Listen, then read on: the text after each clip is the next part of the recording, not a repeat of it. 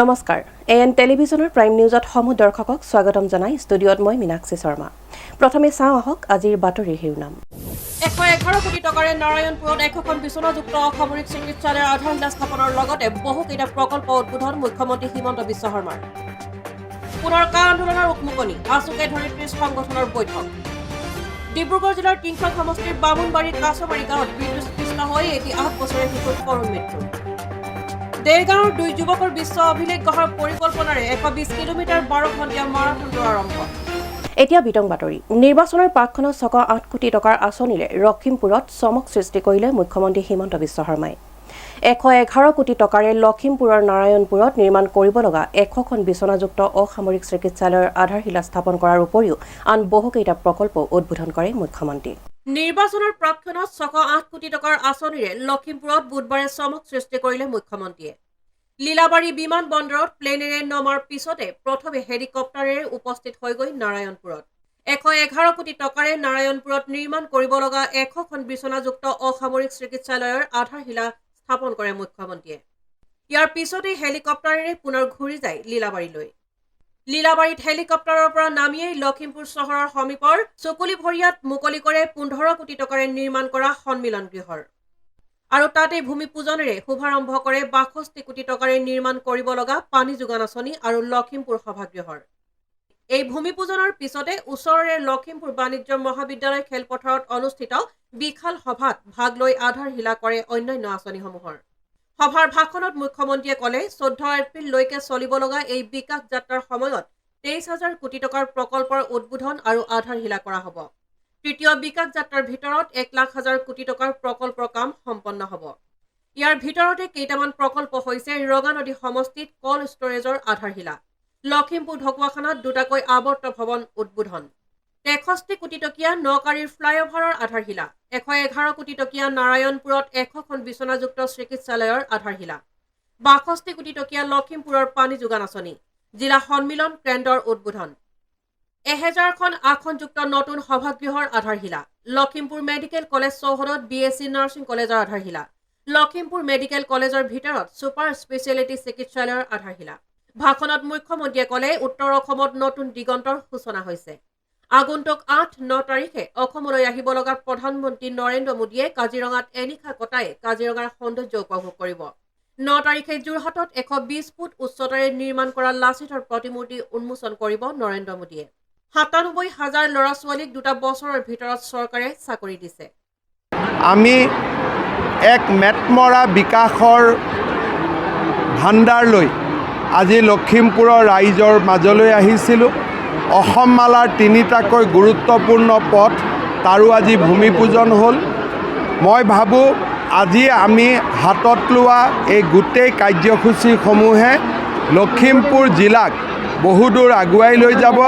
লখিমপুৰৰ ৰাইজ বহুদূৰ উপকৃত হ'ব। মই লখিমপুৰবাসী ৰাইজক আজিৰ এই সুন্দৰ দিনটোত অভিনন্দন জনাইছোঁ। ব্যক্তি আছে যেতিয়া অসম মাতৃৰ গৌৰৱে আকাশত চুব বিচাৰে তেতিয়া তেওঁলোকৰ আন্দোলন কৰিবলৈ উকমুকনি দিয়ে। প্ৰধানমন্ত্ৰীৰ ভ্ৰমণ, লাচিত বৰফুকনৰ প্ৰতিমূৰ্তি উন্মোচনৰ ভ্ৰমণ, সেই দিনটোত যদি কোনোবা অসমীয়া হয় তেওঁ নিশ্চয় আন্দোলন নকৰে। অন্ততঃ আমি লাচিত বৰফুকনৰ শৌৰ্য বীৰ্যক লৈ গৌৰৱ কৰোঁ। আন্দোলনটো 9তো কৰিব পাৰোঁ, আমি 8তো কৰিব পাৰোঁ, 10তো কৰিব পাৰোঁ। মই ভাবোঁ কোনো অসমীয়াই 9 তাৰিখে লাচিত বৰফুকনৰ প্ৰতিমূৰ্তি উদ্বোধন অনুষ্ঠান চাব এৰি বা ইম'শ্যনেলি সেই অনুষ্ঠানৰ লগত নিজক জড়িত নকৰি কোনোবাই এইবিলাক কৰিব, মই তাক নাভাবোঁ। Bureau' report AN television. Dibrugarh জিলাৰ টিংখং সমষ্টিৰ বামুণবাৰীৰ কাছমাৰী গাঁৱত এখন দোকানৰ ভিতৰত বিদ্যুৎস্পৃষ্ট হৈ এটি 8 বছৰীয়া শিশুৰ কৰুণ মৃত্যু। দিগন্ত দিহিঙীয়া নামৰ লোকজনৰ দোকানখনত নিশা চুৰ কৰিবলৈ গৈ শিশুটি দোকানৰ ভিতৰত উন্মুক্তভাৱে ৰাখি থোৱা বিদ্যুৎ পৰিবাহী তাঁৰত লাগি মৃত্যু হয় বুলি সন্দেহ প্ৰকাশ কৰিছে ৰাইজে। ঘটনাৰ সন্দৰ্ভত বামুণবাৰী আৰক্ষী চকীৰ আৰক্ষীয়ে তদন্ত চলাইছে। দোকানত চুৰ কৰিবলৈ আহি এটি শিশুৰ কৰুণ মৃত্যু। ডিব্ৰুগড় জিলা টিংখং সমষ্টিৰ বামুণবাৰী কাছমাৰী গাঁৱত এখন দোকানৰ ভিতৰত বিদ্যুৎস্পৃষ্ট হৈ এটি 8 বছৰীয়া শিশুৰ কৰুণ মৃত্যু। দিগন্ত দিহিঙীয়া নামৰ লোকজনৰ দোকানখনৰ ভিতৰত উন্মুক্তভাৱে ৰাখি থোৱা বিদ্যুৎ পৰিবাহী তাঁৰত লাগি মৃত্যু হয় শিশুটোৰ বুলি সন্দেহ কৰে ৰাইজে। দোকানখনত নিশা চুৰ কৰিবলৈ শিশুটি প্ৰৱেশ কৰা বুলি অনুমান কৰা হৈছে। ঘটনাৰ সন্দৰ্ভত বামুণবাৰী আৰক্ষী চকীৰ আৰক্ষীয়ে তদন্ত চলাইছে। ইফালে বিদ্যুৎ পৰিবাহী তাঁৰত লাগি শিশুৰ মৃত্যু হোৱা ঘটনাক সহজভাৱে লোৱা নাই গাঁওবাসীয়ে। ঘটনাৰ বাবে দোকানখনৰ স্বত্বাধিকাৰী দিগন্ত দিহিঙীয়াক দায়ী কৰিছে গাঁওবাসীয়ে। দীপান্তৰ দিহিঙীয়া নামৰ ব্যক্তিজনৰ দোকানত প্ৰায় 13 বছৰীয়া শিশু মৃতদেহ উদ্ধাৰ হয় আৰু ৰাইজে যেতিয়া প্ৰত্যক্ষ কৰে মৃতদেহটো, সেইটো সময়ত মৃতদেহটো এটা কাপোৰৰ মেৰিয়াই থোৱা অৱস্থাত আছিল আৰু বিদ্যুৎ স্পৰ্শ হৈ মানে দোকানৰ গৰাকীয়ে বিদ্যুৎ পৰিবাহী তাঁৰ এটা ভিতৰত লগাই থোৱাৰ কাৰণে শ্বৰ্ট চাৰ্কিট হৈ শ্বৰ্ট হৈ ল'ৰাজন মৃত্যুমুখত পৰিছে বুলি ইতিমধ্যে আমি গম পাইছোঁ।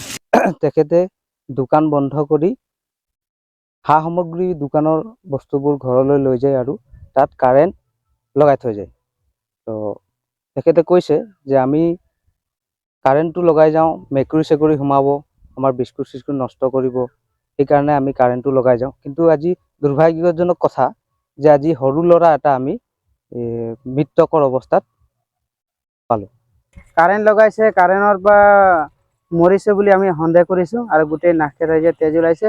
আৰু দিগন্ত দিহিঙীয়া যিটো কাম কৰিছে, ৰাতিপুৱা দেখাত মই গম পাইছোঁ, আহিছোঁ দোকানৰ ফালে আহিছোঁ ফুৰিবৰ কাৰণে, তেতিয়া কৈছে কি মৃত্যুটো যেতিয়া কাপোৰত মেৰিয়াই ছাইডত থৈছে আৰু দোকানৰ মাল বিকি আছে। তা আমাৰ সন্দেহ হৈছে কি দোকানটোৱে কিবা এটা কৰিছে বুলি। Bureau report AN television. যোৰহাটত শীঘ্ৰেই নিৰ্মাণ হ'ব জিলাখনৰ সৰ্ববৃহৎ আৰু দীৰ্ঘতম উৰণ সেতু। 168.11 কোটি টকা ব্যয় সাপেক্ষে 3 লেন বৰুৱা চাৰিআলিৰ পৰা ভোগদৈ দলং সংযোগী উৰণ সেতুখন চৰকাৰী অভিলাষী আঁচনিৰ অসম বিকাশ যাত্ৰাৰ অংশস্বৰূপে ইতিমধ্যে কেন্দ্ৰীয়ভাৱে শুভাৰম্ভ কৰা হৈছে। এইবাৰ যোৰহাটত নিৰ্মাণ হ'বলৈ গৈ আছে যোৰহাটৰ সৰ্ববৃহৎ আৰু দীৰ্ঘতম উৰণ সেতুখন। সেতুখনৰ বাবে ইতিমধ্যে নিবিদা গ্ৰহণ কৰা হৈছে। 168.11 কোটি টকা ব্যয় সাপেক্ষে 3 লেন বৰুৱা চাৰিআলিৰ পৰা ভোগদৈ দলং সংযোগী উৰণ সেতু নিৰ্মাণে যোৰহাটত এক নতুন দিগন্তৰ সূচনা কৰিলেও বহুতৰ বাবে এই উৰণ সেতুখন হ'লে তেওঁলোকৰ ব্যৱসায়ত বিৰূপ প্ৰভাৱহে পৰাৰ থল আছে। যোৰহাটবাসীৰ আশাৰ সপোন তথা চৰকাৰৰ অভিলাষী আঁচনিৰ অন্যতম এই উৰণ সেতুখন অসম বিকাশ যাত্ৰাৰ অংশস্বৰূপে ইতিমধ্যে কেন্দ্ৰীয়ভাৱে শুভাৰম্ভ কৰা হৈছে। সেতুখন নিৰ্মাণ কৰাক লৈ যোৰহাটৰ ৰাইজৰ মাজত ভিন ভিন প্ৰতিক্ৰিয়াৰ উদ্বেগ ঘটা পৰিলক্ষিত হৈছে। উৰণ সেতুখন নিৰ্মাণ সম্পূৰ্ণ হ'বলৈ এক দীৰ্ঘ সময়ৰ প্ৰয়োজন হ'ব, যাৰ বাবে ক্ষুদ্ৰ ব্যৱসায়ীসকলৰ মাজত বিৰূপ প্ৰভাৱ পৰিব। 25-26 হাজাৰ কৰ্মচাৰী নিৰাপত্তাহীনতাত ভুগিব, উপাৰ্জন কমি আহিব। যোৰহাটত এটা কাৰ পাৰ্কিঙৰ বাবে লক্ষ লক্ষ টকা খৰচ কৰিও সম্পূৰ্ণ কৰিব নোৱাৰিলে। এটা কাৰ পাৰ্কিঙৰহে প্ৰয়োজন আছিল। ব্যৱসায়ী কৰ্মচাৰীসকলৰ জীৱন সংকটত ৰাখি এই সেতুৰ প্ৰয়োজন নাছিল। কোনোবাজনৰ এই মন্তব্যৰ বিপৰীতে যোৰহাটৰ সদা জাগ্ৰত আন এগৰাকী যোৰহাটীয়াৰ ভাষ্য। সেতুখন হৈ উঠিলে যাতায়াতৰ ক্ষেত্ৰত জনগণৰ সুবিধা হ'ব, সময়ৰ নাটনিও দূৰ হ'ব। সেতুখন নিৰ্মাণ কালত ৰাইজে অসুবিধাৰ সন্মুখীন হ'লেও সেয়া কিছুদিনৰ বাবেহে। সেতুখনৰ নিৰ্মাণ সম্পূৰ্ণ হৈ উঠিলে নিশ্চিতভাৱে যোৰহাটৰ ৰাইজে এটা অনন্য সুন্দৰ উপহাৰ অসম চৰকাৰৰ পৰা লাভ কৰিবলৈ সক্ষম হ'ব। যোৰহাটৰ যিখন উৰণীয়া সেতু দিছে যথেষ্ট দীৰ্ঘতম উৰণীয়া সেতু আৰু আমি আচলতে দেখিবলৈ পাইছোঁ যে যোৰহাটত সদ্য নিৰ্মিত যিখন নৰালী অভাৰব্ৰিজ বা এতিয়াও নিৰ্মাণ কাৰ্য হৈ থকা আমাৰ মেডিকেল কলেজৰ অভাৰব্ৰিজ, তাৰ যিটো আচলতে নিৰ্মাণ কাৰ্য যথেষ্ট লেহেমীয়া। আমাৰ নৰালী অভাৰব্ৰিজখন নাই বুলি ক'লেও 6-7 বছৰ লাগিছে। ইমান এখন ডাঙৰ অভাৰব্ৰিজ যেতিয়া ইয়াত নিৰ্মাণ হ'ব, এই অভাৰব্ৰিজখনত এইটো গতিত যদি নিৰ্মাণ হ'বলৈ হয় তেতিয়াহ'লে মিনিমাম 10 বছৰ লাগিব। আৰু যোৰহাটৰ গোটেই সমগ্ৰ টাউনখন আচলতে এই অভাৰব্ৰিজখনে আগুৰি থাকিব। আমি আশা কৰিম যে যোৰহাটৰ এই অভাৰব্ৰিজখন কেৱল অনুমোদনতে আবদ্ধ হৈ থাকিব নালাগে, খুব কাৰ্যকৰীভাৱে খুব তৎপৰতাৰে যাতে নিৰ্মাণ কাৰ্য সমাপন হয়, নিৰ্মাণ কাৰ্য আৰম্ভ হয়, তাৰ বাবে আমি আহ্বান জনাম। যদিও যোৰহাটৰ ৰাইজৰ অলপ ক'ৰবাত নিৰ্মাণ কৰি থকা অৱস্থাত অসুবিধাৰ সন্মুখীন হ'ব যাতায়াতৰ ক্ষেত্ৰত, কিন্তু সেই অসুবিধাখিনি খুব কম সময়ৰ কাৰণেহে থাকিব। যেতিয়া সম্পূৰ্ণ হ'ব অভাৰব্ৰিজখন, নিশ্চিতভাৱে যোৰহাটৰ ৰাইজে এটা অনন্য সুন্দৰ এটা উপহাৰ অসম চৰকাৰৰ পৰা লাভ কৰিবলৈ সক্ষম হ'ব। যোৰহাটৰ উৰণীয়া সেতুখন হোৱাৰ লগে লগে আমাৰ একেবাৰে অসুবিধাও নহয়, সুবিধা অলপ হ'ব, কিন্তু তাৰ লগে লগে সমান্তৰালভাৱে যোৰহাটৰ যিখিনি থলুৱা ব্যৱসায়ী, ক্ষুদ্ৰ ব্যৱসায়ী আছে তেখেতলোকৰ ওপৰত কিন্তু অলপ প্ৰভাৱ পৰিব। যিহেতু এই পদপথত ব্যৱসায় কৰা আৰু পদপথৰ ওপৰত আমাৰ যিসকল ক্ষুদ্ৰ ব্যৱসায়ী আছে তেখেতলোকৰ বিৰূপ প্ৰভাৱ পৰিব। এইকাৰণে ব্ৰিজখন উন্নয়নৰ এটা দীঘলীয়া সময় ল'ব। এই সময় হয়তো আমি দেখিছোঁ আমাৰ নৰালী যিখন উৰণীয়া সেতু আছিলে সেইখন আপোনাৰ 5-6 বছৰ অধিক সময় তেওঁলোকে উৰণীয়া সেতুখন বনাওঁতে লৈছে, নিৰ্মাণ কৰোঁতে লৈছে। গতিকে এই 5-6 সময় বহুত ডাঙৰ সময়। এই সময়ছোৱাত আমাৰ যিখিনি ক্ষুদ্ৰ ব্যৱসায়ী আছে ক্ষুদ্ৰ ব্যৱসায়ীখিনিৰ মাজত কিন্তু এটা বিৰূপ প্ৰভাৱ পৰিব বুলি আমাৰ যোৰহাটবাসী হিচাপে আমাৰ অনুভৱ হয়। Bureau' report AN television. এতিয়া লৈছোঁ খন্তেক বিৰতিৰ পাছত পুনৰ আহি আছোঁ বাতৰিৰ মাজলৈ।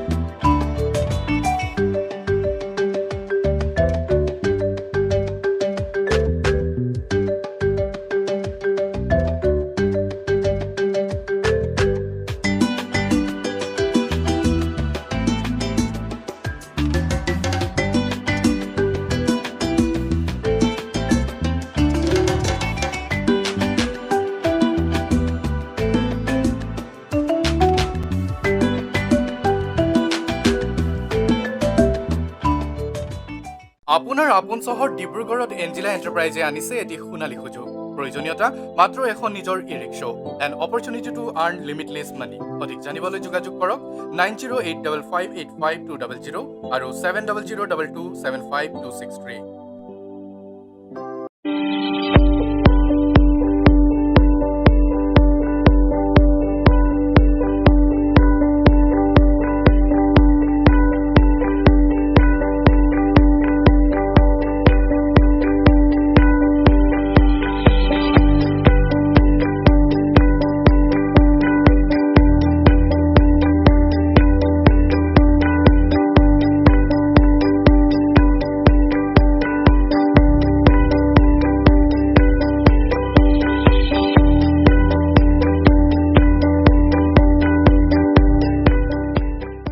পুনৰ আহিছোঁ বাতৰিৰ মাজলৈ। নাগৰিকত্ব সংশোধনী আইন চমুকৈ কাৰ বিৰুদ্ধে পুনৰ ধাৰাবাহিক আন্দোলনৰ কাৰ্যসূচী ঘোষণা কৰিছে আছু আৰু 30টাকৈ জনগোষ্ঠীয় সংগঠনে। মঙলবাৰে ডিব্ৰুগড়ত আছু আৰু 30টা জনজাতীয় সংগঠনৰ বৈঠক অনুষ্ঠিত হয় আৰু বৈঠকত কেইবাটাও সিদ্ধান্ত গ্ৰহণ কৰাৰ লগতে ৰাজ্যজুৰি কাৰ বিৰোধিতাৰে বাইক ৰেলী কৰাৰ কথা ঘোষণা কৰে। নাগৰিকত্ব সংশোধনী আইন চমুকৈ কাৰ বিৰুদ্ধে পুনৰ আন্দোলনৰ কাৰ্যসূচী ঘোষণা কৰিছে আছু আৰু 30টা জনগোষ্ঠীয় সংগঠনে। মঙলবাৰে ডিব্ৰুগড়ত আছু আৰু 30টা জনজাতীয় সংগঠনৰ বৈঠক অনুষ্ঠিত হয় আৰু বৈঠকত কেইবাটাও সিদ্ধান্ত গ্ৰহণ কৰা হয়। কাৰ বিৰোধিতাৰে আছু আৰু 30টা জনগোষ্ঠীয় সংগঠনে ধাৰাবাহিক আন্দোলনৰ কাৰ্যসূচী ঘোষণা কৰিছে। সেই অনুসৰি ৰাজ্যজুৰি কাৰ বিৰোধিতাৰে বাইক ৰেলী কৰা হ'ব।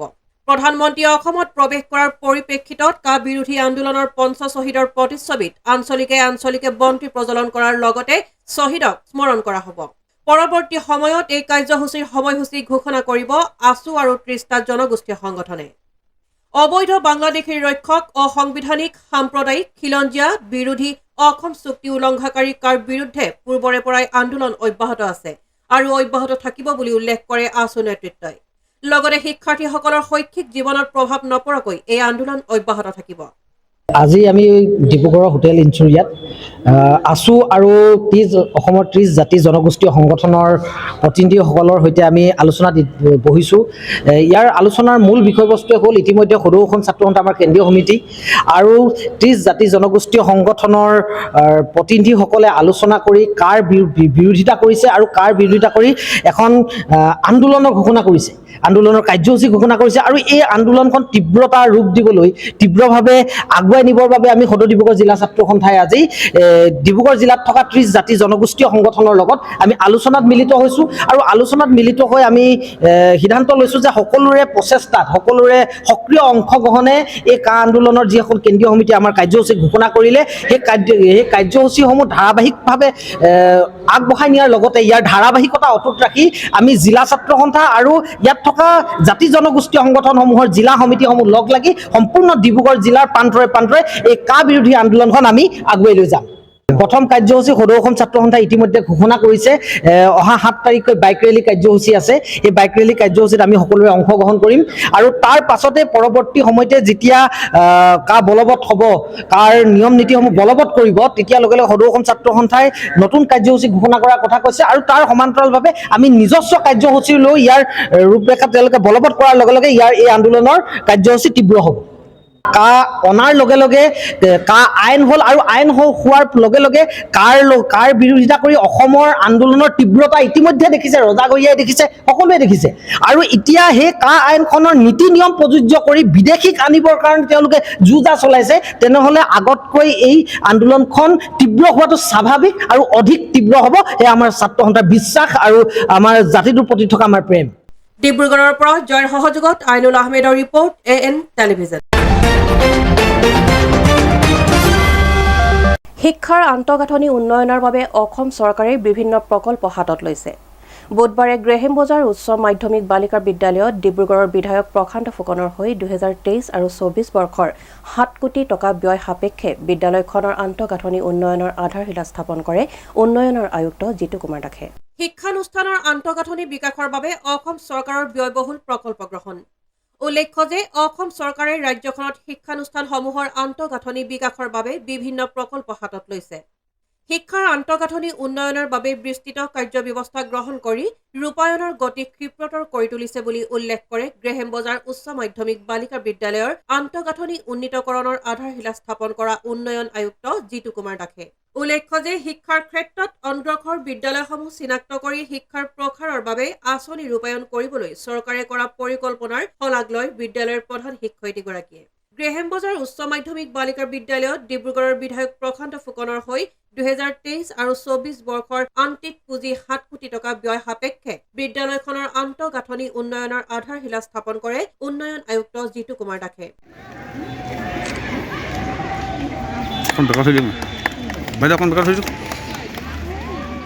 আমাৰ গ্ৰেহেম বজাৰ বালিকা উচ্চ মাধ্যমিক বিদ্যালয়ৰ ইনফ্ৰাষ্ট্ৰাকচাৰ ডেভেলপমেণ্টৰ কাৰণে RIDF স্কিমৰ অধীনত 7 লাখ টকাৰ পুঁজিৰে এই স্কুলখনৰ এণ্টায়াৰ ইনফ্ৰাষ্ট্ৰাকচাৰ ডেভেলপমেণ্টৰ কাৰণে এই আধাৰশিলাটো আজি কৰা হৈছে কিমান টকা 7 লাখ টকা এই উদ্দেশ্যে অনুষ্ঠিত কাৰ্যসূচীত বিদ্যালয়ৰ প্ৰাক্তন প্ৰধান শিক্ষয়িত্ৰী পৰিচালনা সমিতিৰ সভানেত্ৰী শিক্ষক শিক্ষয়িত্ৰী ছাত্ৰ ছাত্ৰীৰ উপৰিও বহু গণ্যমান্য ব্যক্তি উপস্থিত থাকে 126টা সমষ্টিৰ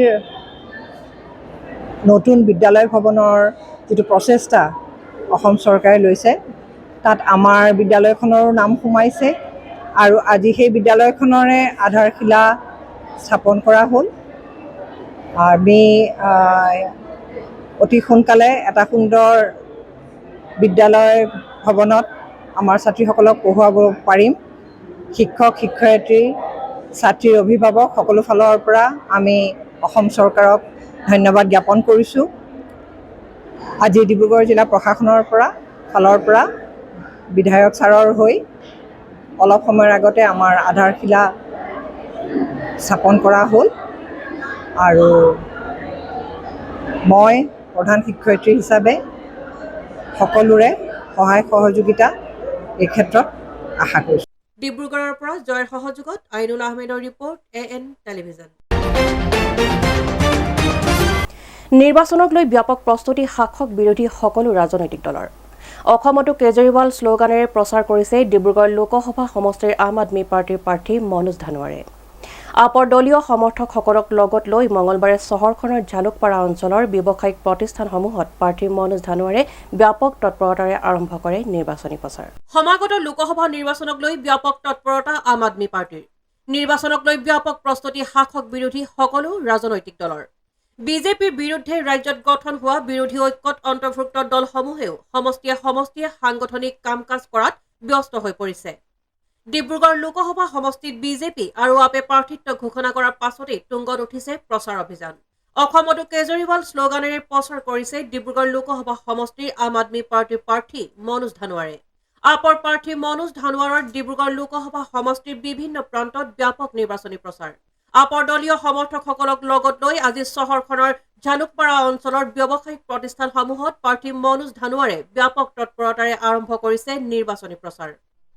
আমাৰ দলটো আমাৰ অসমৰ কাৰণে যথেষ্ট নতুন বুলি ক'ব লাগিব, কিন্তু ভাৰতবৰ্ষৰ কাৰণে নতুন নহয়। আজি 10-11টা বছৰেই আম আদমি পাৰ্টি এটা ৰাষ্ট্ৰীয় দল হিচাপে স্বীকৃতি পাইছে, কিন্তু এতিয়া যিহেতু আমি নতুনকৈ ইয়াতে সাংগঠনিক কাম কাজ কৰিছোঁ, ৰাইজৰ মাজত যাব লগা হৈছে। আমি ধাৰাবাহিকভাৱে আমাৰ কেম্পেইন নিজে আছে অব্যাহত থৈছোঁ, আৰু তাৰ মূল কাৰণটো হৈছে যে আম আদমি পাৰ্টি এইবাৰ আছে। ইয়াৰ এটা যিটো প্ৰতীক ঝাৰু, এইটো যে ৰাইজৰ মাজত আছে, বিকল্প হিচাপে থিয় হৈছে, সেইটোৰ কাৰণে আমি কেম্পেইনটো আগবঢ়াই আছোঁ। দিল্লী চৰকাৰে যিখিনি 18 বছৰ ওপৰৰ মহিলা তেওঁলোকক 1000কে আৰ্থিক সাহায্য দিব। অসমত যদি চৰকাৰ গঠন হয় আপোনালোকৰ বা আপুনি সাংসদ হিচাপে নিৰ্বাচনে হয়, অসমৰ কিবা পৰিকল্পনা আছে? মই ভাবোঁ যে আজি অসমৰ চৰকাৰে দিল্লী চৰকাৰৰ যিটো ঘোষণা কৰিলে, মুখ্যমন্ত্ৰী মহিলা সন্মান যোজনা যিটো ঘোষণা কৰিলে, 2000 কোটি টকা 1 বছৰৰ কাৰণে আবণ্টন কৰা হৈছে। তাতে আমাৰ অসম চৰকাৰে কিছু কথা শিকিব লগা আছে। অৰুণোদয় আঁচনি যিটো আমাৰ অসমত দি আছে, আজি যদি 5 গৰাকী মহিলাই পাইছে, তো 100 গৰাকী মহিলাই বঞ্চিত হৈছে তাৰ পৰা। কিন্তু দিল্লী চৰকাৰৰ যিটো আঁচনি ঘোষণা কৰা হৈছে 1000 টকা প্ৰতিগৰাকী মহিলা, ইয়াত কোনো বাছ বিচাৰ নকৰে। 5 গৰাকী নহয়, যিমান মহিলা আজি তেওঁলোকে এই আঁচনিটোৰ কাৰণে প্ৰয়োজন আছে, প্ৰতিগৰাকী মহিলাই দিল্লীত এই আঁচনিটো পাব। তো মই অসম চৰকাৰক আহ্বান জনাইছোঁ, তেওঁলোকে অৰুণোদয় আঁচনিটো এনেকুৱাকৈ দিয়ক যে অসমত কোনো এগৰাকী মহিলা বাদ নাযায়। তেতিয়াহে আমি ক'ব পাৰিম যে জনমুখী অৰুণোদয় আঁচনি হয়। আৰু এটা কথা, যিহেতু আপোনালোকৰ যোগদান কাৰ্যসূচী ইতিমধ্যে চলি আছে, টেঙাখাটত যিটো যোগদান কাৰ্য আছে তাত কেইবাসংখ্যক মানে বিজেপি কৰ্মী যোগদান কৰিছে, জ্যেষ্ঠ কনিষ্ঠ কি প্ৰভাৱ পৰে? হয় হয়, নাই, এইটো কাৰণটো হৈছে যে তেওঁলোকে এটা বিকল্প সন্ধান বিচাৰি আছে। আম আদমি পাৰ্টিটোক ৰাইজে এটা বিকল্প হিচাপে দেখিছে, আৰু সেইটো বিশ্বাস লৈ তেওঁলোকে আগবাঢ়িছে, আৰু সাংগঠনিক কাম কাজত লগ দিয়া উদ্দেশ্য লৈহে তেওঁলোকে যোগদান কৰিছে। চাহ বাগানবোৰ যিখিনি আছে তাত আপোনাৰ সৰ্বাধিক মনোযোগ কৰিছে, জনজাতি প্ৰতিদান দিয়াৰ বাবে নহয়, চাহ বাগিচাৰ লোকসকলকতো বঞ্চিত কৰিছেই। বিজেপিয়ে কেৱল ভোটৰ অংক কৰি তেওঁলোক ভোট বেংক হিচাপে তেওঁলোকক ব্যৱহাৰ কৰি কৰি আজি এই পৰ্যায় পাইছে যে তাতে তেওঁলোকক বৰ্জন কৰাৰ এটা পৰিস্থিতি আহিছে। কিন্তু কেৱল চাহ বাগিচা লোকসকলৰ মাজত বুলি নহয়, যিমান জাতি জনগোষ্ঠী আছে অসমত, প্ৰত্যেকটা জাতি জনগোষ্ঠীকেই তেওঁলোকে শোষণ কৰি আহিছে। বিভিন্ন আঁচনি দি মেলি ভোটটো সদায় কিনিবলৈ চেষ্টা কৰি আহিছে, কিন্তু ৰাইজ এতিয়া সজাগ হৈছে, তেওঁলোকে বুজি পাইছে আৰু ইয়াৰ প্ৰতি উত্তৰ দিবলৈ সাজু হৈ আছে। ডিব্ৰুগড়ৰ পৰা আইনুলৰ সহযোগত জয় ইছলামৰ ৰিপৰ্ট, AN টেলিভিজন। তিনিচুকীয়া জিলাৰ মাকুমত একে নিশাই সংঘটিত হৈছে 3খনকৈ দোকানত চুৰি। Sunita hardware, Rajesh trade agency আৰু ভাৰত মেডিকেলত নিশা বিদ্যুৎ নথকাৰ সুযোগ লৈ ছাটাৰ ভাঙি দোকানত প্ৰৱেশ কৰি বহুখিনি টকাৰ উপৰিও দোকানৰ কিছু সামগ্ৰী লুটি নিয়ে চোৰে।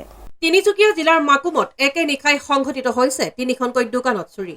Sunita hardware, Rajesh trade agency আৰু ভাৰত মেডিকেলত নিশা সংঘটিত হৈছে চুৰিকাণ্ডৰ ঘটনা। উল্লেখযোগ্য যে নিশা বিদ্যুৎ নথকাৰ সুযোগ লৈ দোকানত সোমাল চোৰ। অতি কৌশলেৰে দোকানৰ ছাটাৰ ভাগি দোকানত প্ৰৱেশ কৰে চোৰ। 5 মাৰ্চ তাৰিখে নিশা সুনিতা হাৰ্ডৱেৰ দোকানত প্ৰৱেশ কৰে চোৰ। চোৰে দোকানৰ কেছ বক্সৰ পৰা প্ৰায় 30,000 টকা আৰু দোকানৰ কিছু সামগ্ৰী লুটি নিয়ে চোৰে। অন্যহাতে ৰাজেশ ট্ৰেড এজেঞ্চিৰ পৰা কেছ বক্সৰ পৰা কিছু পইচা লুটি নিয়ে চোৰে। ভাৰত মেডিকেল নামৰ মেডিকেল ষ্টৰৰ পৰাও কেছ বক্সৰ পৰা পইচা লুটি নিয়ে চোৰে। আৰক্ষীৰ কটকটীয়া নিৰাপত্তা থকা স্বত্তেও মাকুমত প্ৰায় সংঘটিত হৈ আহিছে ইটোৰ পিছত সিটো চুৰিকাণ্ড। माकुमबाकी बर्तमान निरापत्ताहीनतात भुगिছে। तो कुछ मालूम नहीं चला। सुबह जब उठ के हम ऐसे बाहर आया तो हम देखते हैं कि शटर वटर सब उठा हुआ है, तो फिर सबको बुलाया, आप लोग को कंप्लेन किया कि भाई ऐसा ऐसा बात है। हम अंदर में तो सिर्फ कैश ही देखा था और बाद बाकी हम चेक नहीं किया, आप लोग आया तब चेक किया। सब शटर वटर सब ऐसे टूटा हुआ था पूरा, और काउंटर वगैरह उठा के शायद उन लोग अंदर घुसा हुआ था। कैश होगा 20-25 हज़ार का कैश होगा, और सामान वामान कुछ उथल पुथल है, अभी कुछ कॉस्टली आइटम सब अलमारी वगैरह में हम लोग कॉस्टली आइटम रखते हैं वो हटाया हुआ है। अब उसको चेक करने से ही मुझे पता चलेगा क्या कितना क्वांटिटी क्या गायब हुआ है। Bureau report, AN television. এতিয়া লৈছো খন্তেক বিৰতিৰ পাছত পুনৰ আহি আছো বাতৰিৰ মাজলৈ।